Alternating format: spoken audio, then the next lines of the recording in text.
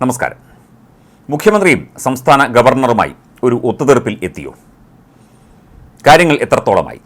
പ്രധാനമന്ത്രി നരേന്ദ്രമോദി കേരളത്തിൽ വന്നപ്പോഴും പോയപ്പോഴും അദ്ദേഹത്തെ യാത്രയയക്കാൻ മുഖ്യമന്ത്രി ഓടിയെത്തിയത് എല്ലാവരും കണ്ടതാണ്. ആ സമയത്ത് ഗവർണറും ഒപ്പമുണ്ടായിരുന്നു. കേരള ഗവർണർ ആരിഫ് മുഹമ്മദ് ഖാനുമായി ഒരു നയരൂപീകരണം, ഒരു അഭിപ്രായ ഐക്യരൂപീകരണം സംസ്ഥാന സർക്കാരോ മുഖ്യമന്ത്രിയോ നടത്തിയോ തുടങ്ങിയ സംശയങ്ങളാണ് കഴിഞ്ഞ ദിവസമൊക്കെ തന്നെ മാധ്യമങ്ങളിൽ നിറഞ്ഞു നിന്നത്. സംസ്ഥാനം കടുത്ത സാമ്പത്തിക പ്രതിസന്ധിയിലാണെന്ന് ധനമന്ത്രി തന്നെ ആവർത്തിക്കുമ്പോഴും റിപ്പബ്ലിക് ദിനത്തിൽ വിരുന്നൊരുക്കാൻ രാജ്ഭവന് സംസ്ഥാന സർക്കാർ 20 ലക്ഷം രൂപ അനുവദിച്ചതാണ് ഇപ്പോൾ ചർച്ചയാകുന്നത്. ബജറ്റ് നിയന്ത്രണങ്ങളിൽ ഇളവ് നൽകിയാണ് തുക അനുവദിച്ചത്. 26-ാം തീയതി വൈകിട്ടാണ് ഗവർണർ ആരിഫ് മുഹമ്മദ് ഖാൻ രാജ്ഭവനിൽ വിരുന്ന് ഒരുക്കിയിട്ടുള്ളത്. പൗരപ്രമുഖർ അടക്കമുള്ളവർക്കാണ് വിരുന്നിലേക്ക് ക്ഷണം. മാസങ്ങളായുള്ള പിണക്കം മറന്ന് മുഖ്യമന്ത്രി പിണറായി വിജയനും കുടുംബവും വിരുന്നിൽ പങ്കെടുക്കുമെന്നാണ് ഇപ്പോൾ സൂചനകൾ പുറത്തുവരുന്നത്. അറ്റ് ഹോം എന്ന പേരിലാണ് ഗവർണർ വിരുന്ന് സംഘടിപ്പിക്കുന്നത്. പരിപാടിക്ക് തുക അനുവദിക്കണമെന്ന് രാജ്ഭവൻ നേരത്തെ സർക്കാരിന് കത്ത് നൽകിയിരുന്നു. മുഖ്യമന്ത്രിയുടെ അനുമതിയോടെയാണ് അധിക ഫണ്ട് അനുവദിച്ച് ധനവകുപ്പ് ഉത്തരവിറക്കിയത്. സർക്കാരുമായും മുഖ്യമന്ത്രിയുമായും ഗവർണർ കൊമ്പുകോർക്കുന്നതിനിടെയാണ് വിരുന്നിന് പണം അനുവദിച്ചത് എന്നത് ശ്രദ്ധേയം.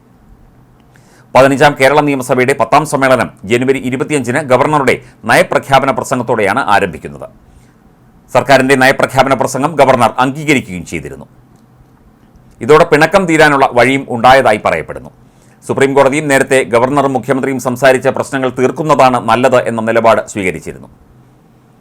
നേരത്തെ രാമചന്ദ്രൻ കടന്നപ്പള്ളിയും കെ ബി ഗണേഷ് കുമാറും മന്ത്രിമാരായി സത്യപ്രതിജ്ഞ ചെയ്ത ചടങ്ങിൽ അടുത്തടുത്ത് ഇരുന്നിട്ടും ഗവർണറും മുഖ്യമന്ത്രിയും പരസ്പരം നോക്കുകയോ സംസാരിക്കുകയോ ചെയ്തിരുന്നില്ല. അത് വലിയ വാർത്തയായിരുന്നു. അതിനുശേഷം നിയമസഭാ നയപ്രഖ്യാപന പ്രസംഗത്തിന്റെ കരടിൽ ഗവർണർ ആരിഫ് മുഹമ്മദ് ഖാൻ ഒപ്പുവയ്ക്കുമോ എന്ന ആശങ്ക സർക്കാരിനുണ്ടായിരുന്നു. എന്നാൽ കേന്ദ്രത്തിനെതിരായ വിമർശനങ്ങൾ ഉൾപ്പെടുന്ന നയപ്രഖ്യാപന പ്രസംഗത്തിൽ സർക്കാരിനോട് വിശദീകരണം പോലും ചോദിക്കാതെയാണ് ഗവർണർ ഒപ്പിട്ടത്. നയപ്രഖ്യാപന പ്രസംഗത്തിൽ ഒപ്പുവയ്ക്കാതെ ഒരു തവണ ഗവർണർ സർക്കാരിനെ ബുദ്ധിമുട്ടിച്ചിട്ടുണ്ട്. ഒരു ഘട്ടത്തിൽ കേന്ദ്രത്തിനെതിരായ വിമർശനങ്ങൾ വായിക്കില്ല എന്ന് നിർബന്ധം പിടിച്ചിട്ടുമുണ്ട്. അതുകൊണ്ട് തന്നെ ഇത്തവണത്തെ നയപ്രഖ്യാപന പ്രസംഗം അയച്ചു കൊടുത്തപ്പോൾ സർക്കാരിനുള്ള ആശങ്ക ചെറുതായിരുന്നില്ല. എന്നാൽ അതിന് വിരാമമിട്ടുകൊണ്ടാണ് ഗവർണർ ആരിഫ് മുഹമ്മദ് ഖാൻ നയപ്രഖ്യാപന പ്രസംഗത്തിന്റെ കരടിൽ ഒപ്പുവെച്ചത്. ഇതെല്ലാം സർക്കാരുമായി അനുനയ വഴിയിൽ പോകാനുള്ള വഴി തുറന്നിരിക്കുകയാണ് എന്നാണ് റിപ്പോർട്ടുകൾ. സർക്കാർ ഗവർണർ പോരിനെ തുടർന്ന് കഴിഞ്ഞ ക്രിസ്മസിന് രാജ്ഭവനിൽ നടന്ന വിരുന്നിൽ മുഖ്യമന്ത്രി പങ്കെടുത്തിരുന്നില്ല. എന്നാൽ നിയമസഭാ സമ്മേളനം നടക്കാനിരിക്കെ നയപ്രഖ്യാപന പ്രസംഗത്തിന് എത്തുന്ന ഗവർണർ മുഖ്യമന്ത്രിയും മന്ത്രിമാരെയും അറ്റ് ഹോം വിരുന്നിലേക്ക് ക്ഷണിക്കുമെന്നാണ് സൂചന.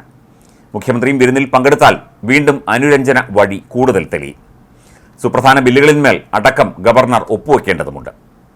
അത്തരത്തിൽ ഗവർണറും മുഖ്യമന്ത്രിയും അല്ലെങ്കിൽ ഗവർണറും സർക്കാരുമായി ഒരു അനുനയ നീക്കം ഉണ്ടാകുമോ എന്നുള്ളതാണ് എല്ലാവരും ആശങ്കയോടെ ഉറ്റുനോക്കുന്നത്. അത്തരത്തിൽ ഒരു ധാർമ്മികമായ ഒത്തുതീർപ്പ് ഗവർണറും സർക്കാരും തമ്മിൽ വേണം എന്ന അഭിപ്രായമാണ് ഭൂരിപക്ഷം കേരളത്തിലെ ജനങ്ങളും ഉന്നയിക്കുന്നത്.